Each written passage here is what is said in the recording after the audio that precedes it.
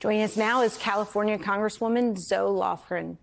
Congresswoman, can you tell us, what do you make of Kamala Harris's message in this moment, especially when you yourself have been so actively opposed to partisan gerrymandering for the last 20 years? Yes, California delegation, which I chair, favors independent redistricting.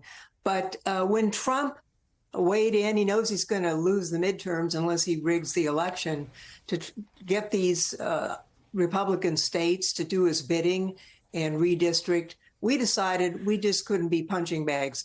We had to act. And so we put together a map that will allow us to potentially swing 5 Republican seats to Democratic seats, so that what Texas is doing will not change the outlook. And we're working with our colleagues in other delegations in other states so that we have a fighting chance to flip the House in next year's midterm elections. And I'll tell you what, it was great listening to President Obama.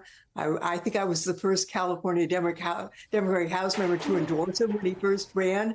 It was inspiring and fun to listen to him. I serve with Mikey. She's terrific. But people are eager to stand up for themselves and put a stop to the kind of nonsense that's coming from the White House. They're trying to intimidate people. Well, we're not intimidated. We're going to stand up for ourselves, and we're going to make it possible to take the House, take the power away from the Republicans in the House who will not stand up to Trump, and start turning this country in a different direction.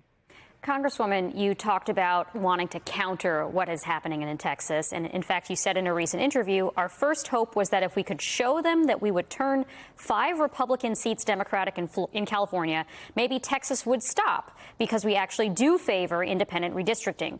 We have that here in California, but they didn't stop. They doubled down. My question for you is, how do we keep this from escalating? Right? I understand the idea of not wanting this unilateral or one-sided disarmament. But the question is, when does it stop, right? Texas redistricts, California redistricts, maybe we see it in Illinois, Maryland, lots of other states. Virginia. Yes, exactly. So how do we keep it from basically taking over the whole country, where, as you have pointed out in the past, we will then have maps where it is not the voters choosing their politicians, it's the politicians choosing the voters, and everything is basically this arms race to just redistrict to favor the party in power?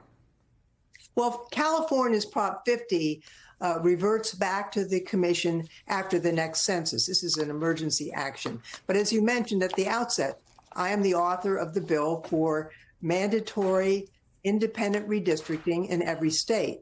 When the House was controlled by Democrats, we passed that, and the Republicans killed it with filibuster in the Senate. So we've reintroduced that bill.